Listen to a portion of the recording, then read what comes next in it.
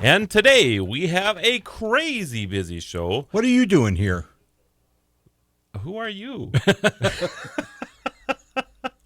It's been so long. It has been a while. You know, in the 4.5 years that I've done this show, I've only missed maybe a handful of weeks. And that handful has been in the last few weeks. Right, yeah. Yeah, it's been a month since I've been a while. I think last time you were here, we were talking about the Christmas shopping list. I believe I had hair the last time we were here, too. Me too. So I was about 100 pounds thinner. Yes, me too. Yeah. I mean, it's crazy. But anyway, Jack and Amy from KFGO are going to be on our show today. Yeah. We're doing a simulcast. Oh. Over in the Fargo-Moorhead area. That means you can hear us on them. Yeah. That's going to be pretty cool. So at the bottom of the hour, at 11:30-ish or so, they will be joining us. We're going to talk about your TV listening to us. They're fascinated by this topic, so we're going to talk a little bit about that. We're going to be talking to Paul Singh. Paul Singh is an entrepreneur extraordinaire.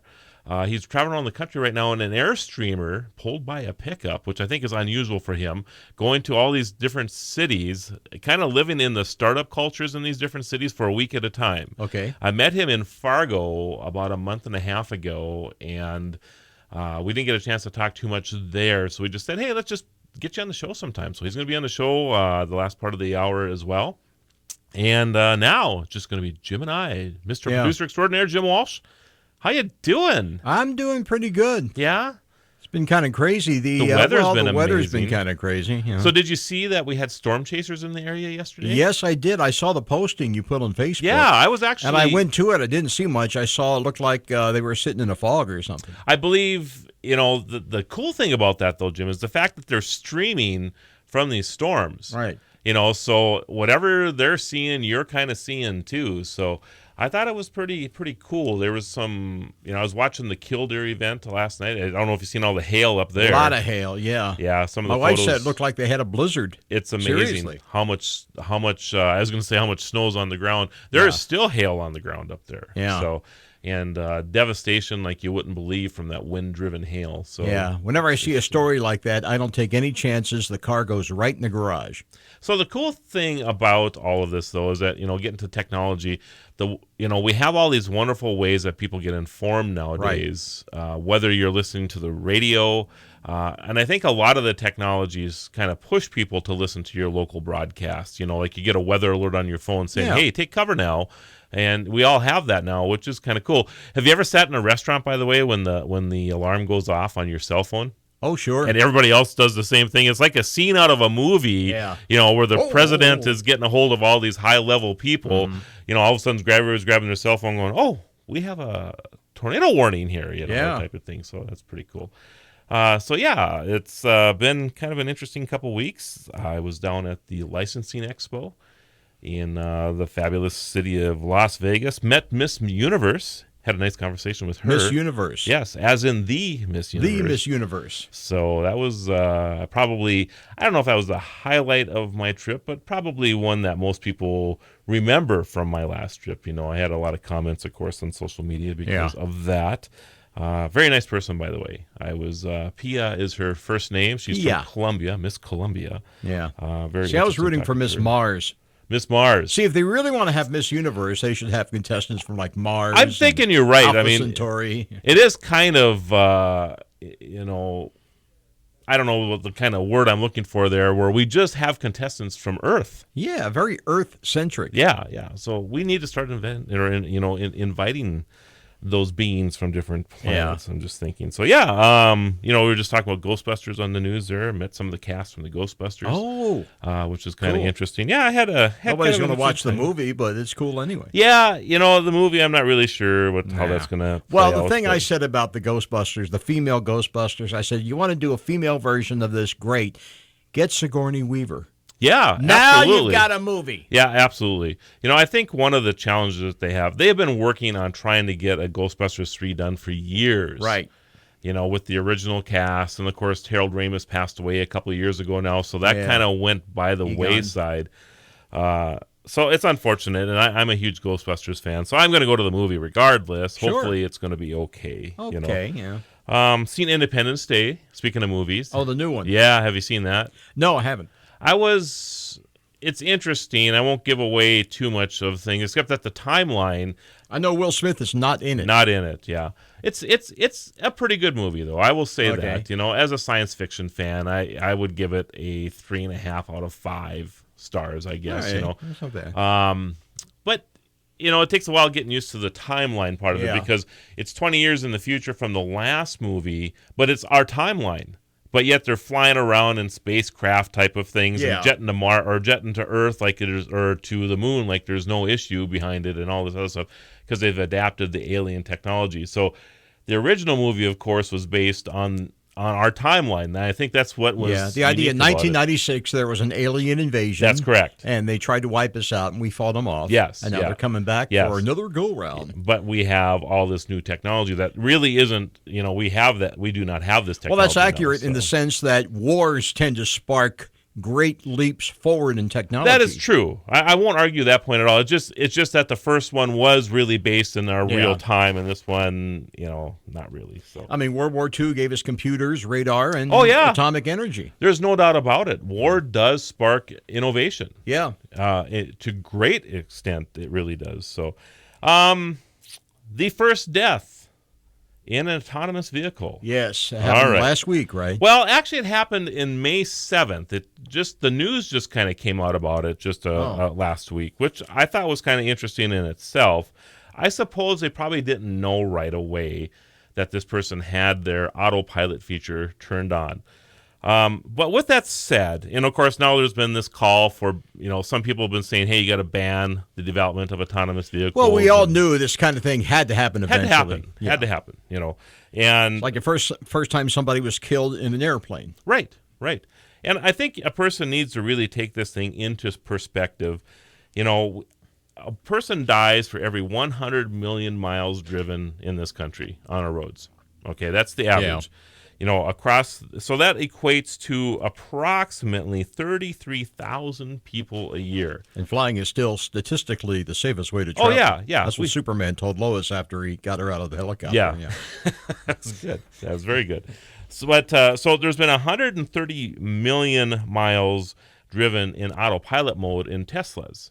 So this is the first death that they've had. And I don't even know if there's been any real serious accidents to this point. And it was kind of a freak accident anyway. I haven't really heard of any except for this one thing. Right. So if you have one, so statistically, even in beta mode, driving in a vehicle that's in autopilot or autonomous mode is still statistically dramatically safer than driving in a vehicle that's piloted by you and I. Right. So I think you just have to put things in perspective. And I'm going to guess that as this technology moves forward, it will get better and better and better. So anyway, with that said, Jim, it's time. Time for a break. Unbelievable how quickly this show goes on. So after the break, everybody, hopefully Julie Pickens with My Charge will be joining us. I hope she got my message, so come on back. And we want to thank all the listeners across the country and around the world who follow us on the Blueberry Network, on the Tech Podcast Network. We're on the Roku, Apple TV, Tuned In, and, of course, our own app, Radio Pup. And joining us on the phone, that newest of new technologies, the telephone, Julie Pickens, the Vice President of Marketing for My Charge. How you doing, Julie? Good. Thanks for having me today. We're excited to have you on as well. We talk a lot about charging devices, and that has become a kind of a big deal, very big deal for me. I carry 4 or 5 chargers or pre-charged, I guess, devices all the time with me because I'm always running out of power when I'm out and about on the road. So I love this concept that you guys have come up with. So why don't you tell us a little bit about it? Yeah, so basically we're with My Charge, and we make portable batteries, so really it makes it easy to charge, anywhere, anytime. And as you mentioned, I think it's such a large problem now that people have. It's like we're so attached to our cell phones and our tablets and everything like that when they start to get that 20% red flashing going, you're running out of battery, it almost causes anxiety for people. So I'm right in there, Julie, by the way, so. I'm sorry about that. I was just saying, I'm right in there. I agree with you. When I get to 20%, I'm getting anxious, and I need to find my battery right now. Oh, yeah, you're not alone. I mean, it is funny. If you just talk to people in general, they're like, everybody knows what that little battery flashing at 20% means, and they start to think, okay, where can I get to charge this? What am I going to do? Or the other thing is you're dropping. So we've really created solutions for that you can carry with you and, pick up a little charge when you need it, or a lot of charge, actually. We make big ones and, small ones and pretty large ones. Okay. So on the small side, what milliamps are you at there?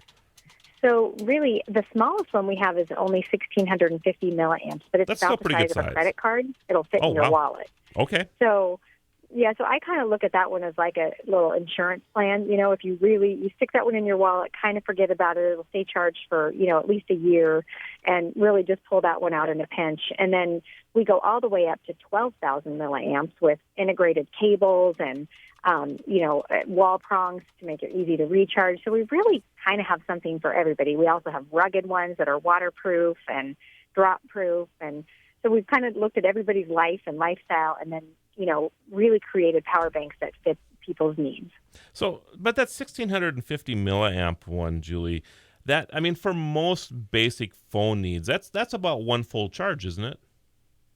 Yeah, it's just under one full charge. Really, 2,000 milliamps is where you kind of start to get one full charge on your phone. Okay, very good.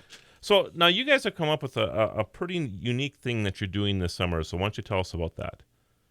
Yeah, so we actually wanted to have some fun this summer. And just, there's a lot of different options for batteries and stuff out there. And we really just want to make sure that people know that this kind of thing is available. So we came up with a campaign called Charge It Forward this summer.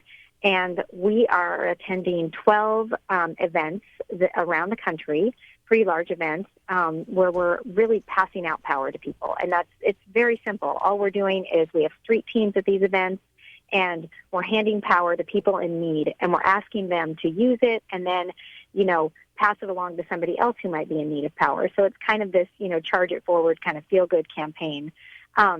When you get it, it has a sticker on it. So, let's say last week we were at Summerfest in Milwaukee, and we passed out chargers for several days there. And when you get it, you can text a code. It's 95577, and then you get automatically entered into, the Charge It Forward campaign for the summer. So every week you might get, you want a power bank, or, you want a gift card or something like that. So we're really just trying to make it, fun and engaging and get people to know about power and pass it along. And really that's all it's about. So after they're done using your power device, they're actually handing it off to somebody else, or are you collecting them back at the event, or how does that work? No, they keep it and they can hand along to somebody else, or, really they can keep it for themselves too if they want. We're encouraging people to, to help somebody else out in need with this power anxiety. But, if they decide to keep it themselves too, that's fine too. I see. Okay. So how many events are you attending this summer? We're going to 12 events. Okay. We've been at 2 major events in New York. We went to Belmont Stakes, and we went to CE Week, which is a big consumer electronics week in New York. And then we were at Summerfest last week. We're going to be in Seattle, Washington this weekend for the Beats Run, where we're actually launching a new charger that powers Power Beats for the wireless headphones. Yeah. So we're doing some fun stuff and giveaways around that. We're going to be at several football games this fall, collegiate football games, Tennessee-Alabama game. We're doing the Chicago Marathon. We're at an Indy car race in a couple weeks. So we're really kind of all over the country. We also are doing a really fun event in Portland, Oregon called Hood to Coast, which is a relay race. And so that one's going to be a lot of fun. That sounds fantastic. And tell us a little bit about, how do we get a hold of you, your website, that type of thing? Yeah, so you can visit our website at mycharge.com. And if you're not at one of these events, because there are a lot of people out there that obviously aren't going to be attending one of these events, and you want to play, all you have to do is text Team Charge to 95577, and that information is also on our website. And that allows anybody to play. You don't have to be at an event and get a charger to do it. And it's kind of fun. Once you do that, each week we pick 20 different winners that win 12,000 milliamp batteries, T-shirts, gift cards, all kinds of fun stuff. You can kind of watch the campaign, through our website and through our social media platforms, and kind of feel like you're a part of it, and be able to win some really cool things too. Yeah, and is that information on your website as well? It is. Everything's on our website. So if you go there and then just go to Charge It Forward, you can get all the information and, kind of check us out. Julie, it's been a pleasure. Thanks for being on the Tech Ranch. Thanks so much. All right, take care. So, Jim. Yeah. So I'm going to the UP this weekend on my way over to Chicago. Show's from Chicago next week, by the way. Okay. And yeah, I know. But you will be on the air. I will be on the air. I'll be here. But we'll be broadcasting live from the Chicago. So, my adopted hometown of Mandan, North Dakota, yes. Where we're sitting at right now, is right here, right now. Right on the mighty Missouri River. On the Strip, baby. Yes. And so there's always been this thing about people telling me that this is the only town in the world that has this name. So I don't know if the name Mandan? Name Mandan, right? And maybe I don't know. I mean, you think about it. I mean, almost every state has a Burlington in it, and you find Burlingtons all over the place. And in Bismarck has, it's very unusual for a town to not have, a sister town or something else around the world. So I always thought it funny that Bismarck is named after a guy who was our enemy in World War I. Yes, it'd be like having a town called Hitler. Why they did that. To attract Germans here. Right, yeah. That's what the whole premise behind that was. But did they change it during the war? I don't think they did. I'm not sure. I don't remember. They changed a lot of things. Sauerkraut was called Liberty Cabbage. Sure. Remember a couple of years ago, the whole thing with French fries, freedom fries, yes. that kind of thing. Yeah, I don't think they changed the name of Bismarck during the war. I know that Bismarck originally was called Edwinton. Ew. For a year or two there, so before it became Bismarck. But anyway, because of the power of technology, the internet, whatever, I've been doing some investigation on this. So since we have like 2 minutes to kill here. Yeah. And there is another place called Mandan, and it's in the UP, and we're talking way up there. The UP? Yes, the Upper Peninsula of Michigan. Oh, okay. And trying to figure out what the UP was. Yes, UP. There's a saying that they use up in the UP about that, and we'll talk about that off the air probably. Okay. But I dig. Anyway, so there's actually a little ghost town called Mandan up there, and what I find interesting about this is it's 7 miles away from another ghost town called Medora. Well, now. So I find it extremely fascinating that these two ghost town little villages, it's all part of copper mining up there. I wonder if they're near Hell, Michigan. You've heard of Hell. Oh, yeah, absolutely. There's a Hell, Michigan. But I find it interesting that Mandan and Medora are so close to each other up there. There has to be some tie back to here, but I have not been able to find it on the internet. Yeah, I would wonder if they were actually named after... something. Has to be something. Same namesake. Somebody who... maybe somebody from here. Who owned the copper mines up there or something, So my goal on this weekend is to, for me anyway, to, try to figure out this mystery as to why there's these two villages. There's even a sign on the road up there, a little wooden sign that says Mandan on it and the whole bit. So that's going to be my little technology. So I'll be posting about this over the weekend, by the way. We should call them. Do they have a Chamber of Commerce? Well, there's a little town to the north of it, and when I say little, it's a very sparsely populated area up there. So hopefully, they'll have a little. Well, I'm going to go to the library on Saturday, so that's going to be my thing, to try to check that out, and hopefully I can talk to a historian or something in the area up there. So should be fun, actually. Yeah. So I don't know. Have you ever done anything like this yourself, or like what? Like go out and try to research a mystery that you can't find locally, or on the internet or whatever? I'm sure I have. I'm trying to remember. I know for a fact I've done it somewhere along the way. Okay. Probably for a radio show. Sure. At another station where I might have been working at the time. Well, this is the way we used to have to actually do things. Before the internet, and all this information. Pre-McLuhanite days when we couldn't go online for everything. Yeah. It was barbaric, I'm telling you. I can't imagine. You actually had to call human beings on the telephone. Well, and what did they do before that? They actually had to walk down the street, knock on somebody's door, and say, pardon me, I need some information. Yes, yeah. Or they had this place called a library. Things have with a whole bunch of books in it. Dramatically in that area. So up next, everybody, the moment has finally arrived. Jack and Amy, the simulcast from KFGO in Fargo. We're going network. We'll be here. So very excited about this. So come on back, everybody. Right now, 70. Dave Ramsey is heard here. Super Talk 1270. We're back to the Tech Ranch. Stream this program now at supertalk1270.com. Here is your guru of geek, Marlo Anderson. So Amy sent me a text saying that expect a train wreck. Okay. As this we'll see how this goes. So we expect that they'll be calling us momentarily. The light will be blinking. Yes. And we'll be talking to them about our TV spying on us. They're fascinated by this topic. And we've talked about it a few times, of course, on this show. 1984, man. They are spying on us. Orwell, man. Big Brother, man. So do you think about this, Jim? When you I watch try TV not now? to think about too much, but although right now you've got your little iPhone there. Yeah, and it's right on you. And people are watching you. People are watching you, actually. I have it on you. Oh, okay. I have it on the pretty people in the booth. Well. But yeah, Flattery will get you everywhere, big boy. Are you you actually getting used to the idea that no matter where you go, there's something listening, something watching? I just figure you just have to. It's all out there. You just might as well just make yourself over to it. Okay, you know what I mean? So even in the home, when you know that your TV has a capability of listening to you right now, and for those of you who haven't heard this story before, we'll get into that a little bit more with Jack and Amy here. But yes, but a lot of the new TVs now have that capability of listening to you. The only thing that concerns me now, how can I put this delicately? Because we're on the radio. Let's suppose you're lying there. I'm there by myself. My wife is not there. Okay. So I'm lying there, and I'm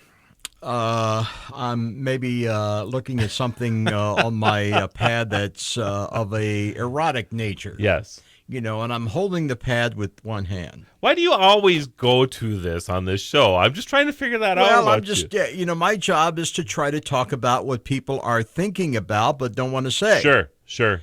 And I'm just, that would kind of concern me. Well, we talk a lot about, your verbally communicating passwords and that type of thing in your family and things, and your TV can listen to those and pick that up too, Sure. So I believe we have a phone call. Oh, well, let's get on the... Let's do that. Hello, Super Talk 1270. Hello. Yes, go ahead. Hi, this is Amy Eiler. Amy, how you doing, sweetheart? Good. Hold on, I'm going to get you on with Jack. Yeah, all right. Yeah, Jack is in there. And this is a Monday. Oh.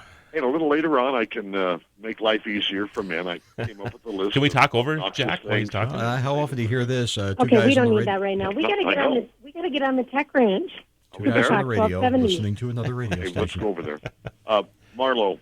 Jack. Marlo. Jim's here as well. Jim Walsh is there as well. Yes. Amy, yeah. How Mr. ya? Mr. Heitkamp knows me. Wow. Everyone knows you. You don't sound so impressed. Jack was just excited about that fact, Jim, I tell you. Okay, yeah. So how you guys doing over there in Fargo? Well, I'm doing okay, but the only thing I have to take notes with is one of those highlight pens, and I can't read them because they're... The tech ranch would tell you to do it on your They're computer, yellow. Yeah. or your iPad. Just or speak cell it phone into your computer. iPad or something, and it'll just transcode it for you. Remember in school, you'd show up without a pen, and your teacher would say something stupid like, well, why don't you just cut your finger and write it in blood? No. What kind of school did you go to, What Jim? did you go to? We just had the Catholic schools around here with rulers. That's what we always talk Yeah. about. So, Whack! so Jack, you guys wanted to chat about how your TV can listen to you. And Yes. Jack said, before we called you guys, that he thinks not only can your TV listen to you, he also thinks that your TV can watch you. Oh, boy. well, I suppose it depends on if it has a camera in it. I don't know of any TVs that. Well, I shouldn't say that. There are some TVs that have built-in cameras too, so you can video conference and things. But generally speaking, your new televisions can listen to you. And it's right in the EULA, the End User Licensing Agreement. So when you turn that TV on and say okay, it can now listen to you. Now, they claim that it's about advertising, so that in the future when they do on-demand advertising, if you state something like, I don't like those ranch-flavored Doritos, they're not going to throw those advertisements at you anymore. They're going to try to tailor-make that advertising to the audience that's watching it. So that's what it's about. Right. But Marketing. Jack, how do you feel about that? Well, I'm not very conspiratorial in nature. Oh, wait a minute, I am you too. are. I have an idea that they may be doing something like watching your reaction and listening for your reaction to a show as well. I mean, there may not be any value if you fall asleep in the third inning of a baseball game, and maybe some advertising agencies, et cetera, will share that information with the merchants. Well, Major League Baseball, they fall asleep by the second inning, so put your spots in the pregame show in the first two innings. Yeah, sure. Interesting. So do you? So I'm going to throw over to Amy for a second. Amy, what do you think about all of this? Well, I want to know if there's any way that I can shut that off within my TV, because I think that's really creepy. I think it's a whole new level of creepy, actually. Well, remember that story came out a couple of weeks ago? Allegedly, Zuckerberg had a little piece of masking tape he stuck over the little camera thingy on his PC. Yeah, because he's concerned. And actually, I do that as well. And I know that when I go to my mother's house, she does it as well. She puts a piece of tape or a piece of paper with a piece of tape over the camera on all of her computers. And I do it as well because it just kind of weirds me out. So I guess my project then for the next time that we talk on the air, I'll try to come up with a solution to turn this off. How's that sound? Yeah, that would be great. I was hoping you were going to tell me that today, and I would have to run home in the middle of the show. Yeah, my paranoia about TVs watching you is based upon a 2015 article that I just found in my notes, which came from CNN, and it has to do with Samsung television. That's exactly right. Yes. Yep. So you're investigating correctly, and you think about, the fact that there's kind of have the ability to spy on your phone. I think my biggest concern is that there's not a lot of security built into your television. So the ability for someone like myself, for example, to hack into a TV is I'm just thinking about the possibilities there, and I could hack into somebody's boardroom. Mm-hmm. I could hack into somebody's private residence and be listening for passwords that are being thrown out, or bank account information, or who knows what you could grab. I mean, it's kind of scary. It really is. Hey, I know this is a little off topic, but I know that you have been very into sort of self-driving cars, so to speak. And yes. I know that in the last few weeks, there was our first death while using autopilot mode in one of these first self-driving cars. What information do you have about that circumstance, and does that scare you for the future of self-driving cars? So it doesn't scare me. How's that for an answer? So one person dies for every 100 million miles driven in the United States. Okay. Tesla, the car that this accident occurred in, which was in autopilot mode, had already driven 130 million miles collectively and had their first fatality. And this is in beta testing mode. Right. So I think that's amazing. And Jim and I were talking about this earlier. I can't recall anybody else having really an injury-related accident to this point. So we have many more injury-related accidents, and so I'm no matter what you do, somewhere along the way, it's a 1 in a billion thing maybe, but somebody's going to get killed doing something, anything. Well, they say that it's going to be a 90% reduction in fatalities. So they're not saying that this is 100% failure proof. I mean, there's just crazy things that happen on the road that you just don't know what's going to happen. So, what was the circumstance of this situation? I believe it was the veering of a tractor trailer in front of the vehicle, and it was white. And for whatever reason, the sensors couldn't see, something with the sunlight and the whiteness of the truck and that type of thing that caused this to happen. Yeah. Interesting. I think for it to be nearly infallible, we'll have to have a generation or two, because all of the cars, all of the roadways, all have to be synced up. It's going to change America so radically. It will be an entirely different mindset. Mm-hmm. I have an idea that the economy will be affected dramatically, and that within a generation or two, we will not be a nation of cars. We are so identified by our highways and our byways and our millions of cars, and that being one of the key leading indexes and all of that. And once autonomous driving becomes a reality, public autonomy will also become a reality. And I just can't see, especially with the generation we have now, many of whom don't even give a rip about owning a car or driving the first time, that it'll be anything but reshaping America altogether. We'll probably grab a Google car to go to Yellowstone. Yeah, I think the day will come when you'll see somebody go by in an actual car that they're driving, and it'll be like today if you see somebody driving down the street in an old Model A or a Model T. Or an Amish wagon or something. Yeah, exactly. Yeah. It'll be perfect for parades, 30 years from now. Sure. Look at that person. They actually have a wheel in their car. It'll be crazy. The guy's actually How do driving. They power that? And what's that stinky stuff coming out of the back of it? Yeah. Where do they get gasoline? Yeah, exactly. I think it's also going to bring maybe a little bit of leveling to our senses in that probably in that generation or two, when that is the way, there will be means by which speed control will be achieved. And if you're going to be on a monitored thoroughfare, you'll have to go the speed or no more than the speed. Sure, or no less than the speed. We don't like that. We can't hurry to work anymore. Exactly. Yeah, or the Autobahn. You can't go crawling on the Autobahn at 20 miles an hour anymore. Well, you guys, it's been fantastic. Let's do this again, okay? Okay, sounds All right. good. Take care, everybody. Take care, Fargo. Thank you, guys. Right now, 72. On Twitter, Facebook, online, and YouTube. supertalk1270.com. Follow the Guru of Geek everywhere he goes. Post your comments or questions at thetechranch.com. Once again, your Guru of Geek, Marlo Anderson. So, Jim, I think Amy and Jack were a little creeped out by that. Yeah, I think so. Well, Jack is, he's kind of like the geezer, He is, actually. Very nice man. He's kind of getting up there a little bit. He's been on the air for a long time, hasn't he? Oh, yeah, he's been on the airwaves. He was there with Marconi. He's an iconic fixture in Fargo, North Dakota. There's no doubt about it.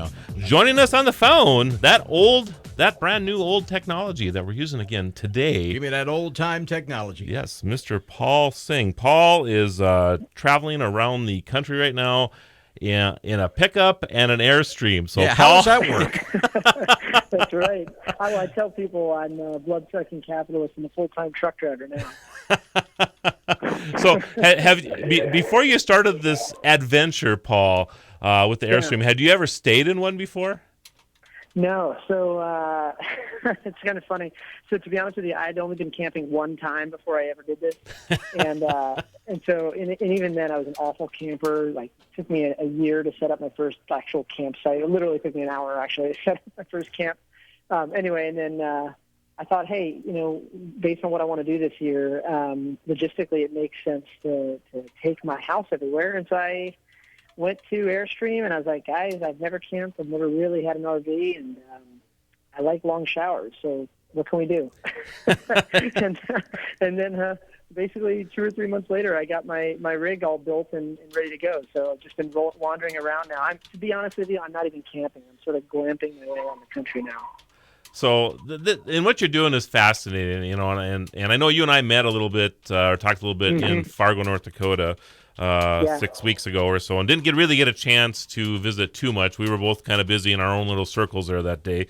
But I think your story is fascinating, Paul. So can you give me like maybe a 1-minute snippet of how you got to where you are in your life?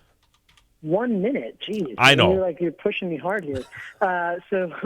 So a background: I grew up in a small town outside of D.C. All we really did out there was construction and farming. So I worked in construction, and then from there, this guy started a company out there called America Online, which back then in the '90s nobody really knew what the internet was going to be. I ended up getting an internship there, learning how to code, and then from there kind of stumbling into my own business, hosting other people's websites. And so just sold that company and just kind of kept going. And then in 2009, a couple of years later, I started investing in other people's companies and just kind of went from there. So I think now, 7 years later, between my personal investments and the investments I've made through the funds that I've helped raise, we've probably done about 1,700 deals, or we've invested in about 1,700 companies now across 50 countries. So the long story short is I just sort of tripped and stumbled forward over the years. That's probably the only constant thing I've done over the last couple of years, just tripped and stumbled forward. So you have a piece of 1,700 companies.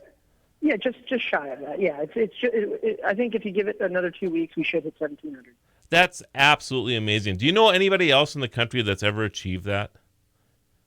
I know of a venture.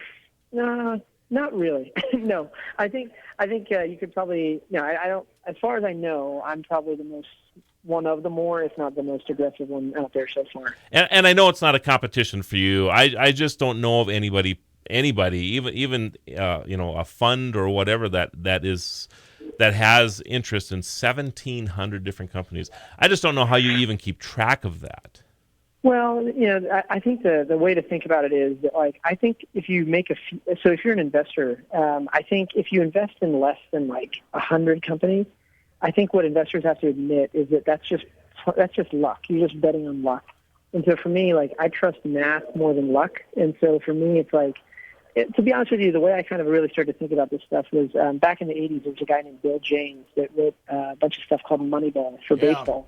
And he basically took statistics and built a bunch of statistics around baseball and how to pick better players and build better teams. And for him, what he kind of came up with was, he said, in a nutshell, what he said was, how a batter swings or how a player runs or any of that stuff doesn't matter. What matters is how often do they get on base. And if you could build a team full of people that could get on base, you could build a winning team, or a team that's more likely to win. And so I kind of borrowed and stole a lot of those ideas and kind of said, okay, well, in a world where we don't know which technology companies are going to be huge, what if we just bet on a ton of them? Just bet on a ton of them, and then pile drive money into the winners, the ones that are actually making progress. So, to be honest with you, I just tell people I'm not the smartest guy in the world. I'm just sort of standing on the shoulders of giants. And I figured if betting on math worked on baseball, maybe it could work in investing. And now, kind of looking forward, I'm kind of betting on Moneyball for cities being sort of a numbers game as well. So in other words, I think the fact that we've been able to make money on investing via this high volume strategy seems to be working.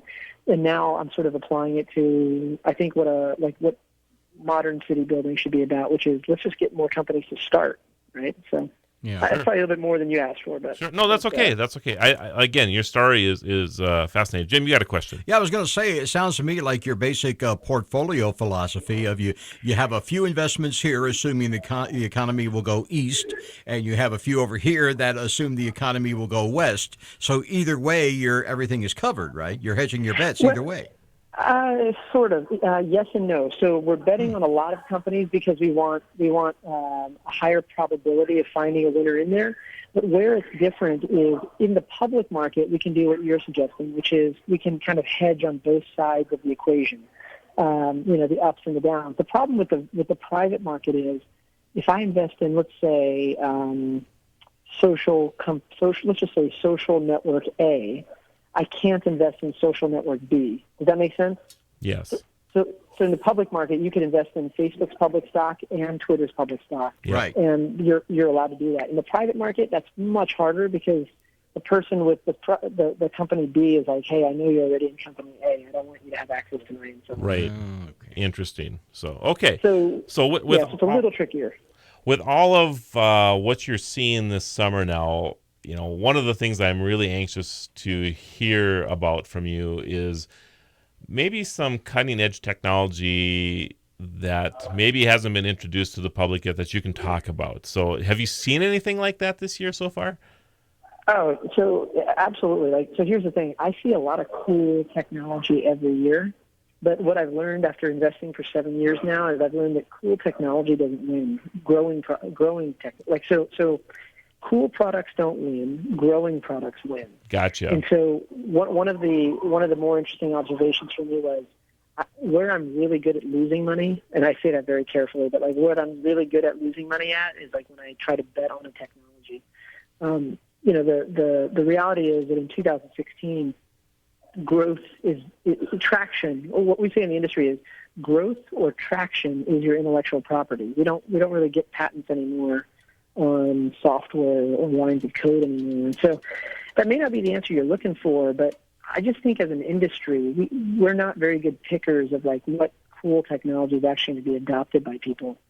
I remember, and this is probably a little embarrassing to say, but I remember in 2010 meeting the guys from Uber, when they were first coming. I think it's 2010, maybe it's 2011. Okay. Right when they had started, and I remember listening to the pitch, and I was like, "Hang on a minute! You're telling me that in the middle of this recession that we're in, you're telling me people are going to want to press a button and have a big conspicuous black car show up at their door, and they're going to pay 30% more for it? I don't think so, man." And so that's the common thing that has happened to me over the years is every time I tried to predict which technology people would like or which technology would be cool, I was always wrong. And so for me, I focus on growth now. One of the other way to say what I'm trying to tell you is every company that's ever gone on to build something really big and valuable in our portfolio has almost always looked like a toy at the beginning. Okay. So yeah, I mean, I don't know if that's helpful to like. Oh, but, sure, you know, absolutely. I just tell other people that want to invest that like they shouldn't bet on the idea so much. What they should be looking to do is see whether other customers are actually buying it. Gotcha. So where are you located at this week? Well, this week I'm talking to you from. I'm out the window. Where am I? I am in Indianapolis. I'm in Indianapolis, Indiana. Great town. Pretty bad when you don't know where you're at, Paul. Yeah. So, yeah. And yeah, I mean, do you have one Marlo, company that maybe you want to... I ran into you in Fargo, right? Yes. Okay, so after Fargo, that was probably about a month, maybe 6 weeks ago, I think. Yep. And so after Fargo, I went to Kelowna, British Columbia for a week, and then Vancouver for a week, and then Seattle for a week, and then last week for July 4th, I spent a week in Glacier National Park, and then now I'm in Indianapolis for the week. Wow. You've been getting around a little bit. There's no doubt about it. So I was looking at the trailer, so I moved into the trailer full time this year to go do this tour. So we're doing 30. Actually, now we're going to be doing a 38-city tour. And when I pulled into Indianapolis last night, we hit about 14,000 miles on the trailer today. Last night. Wow. Just this year. So we're under a minute to go here. So can you maybe give us an idea how we can follow you? Yeah, I mean, I try to be pretty accessible. I'm Paul Singh on Twitter, on AngelList, on LinkedIn, on Facebook. I'm pretty easy to follow. And if you ever want to see what companies I'm meeting with or investing in or whatever, I publish them everywhere. So there's really no secret. So it's just Paul Singh, Singh, on any of the social networks, and you'll be able to find me pretty easy. Okay, and I'll post it up on the Tech Ranch as well. Paul, it's a pleasure, and let's talk again in the future, okay? Okay. All right. I guess that's... Well, all right, everybody, have a great week. Thank you, Monty.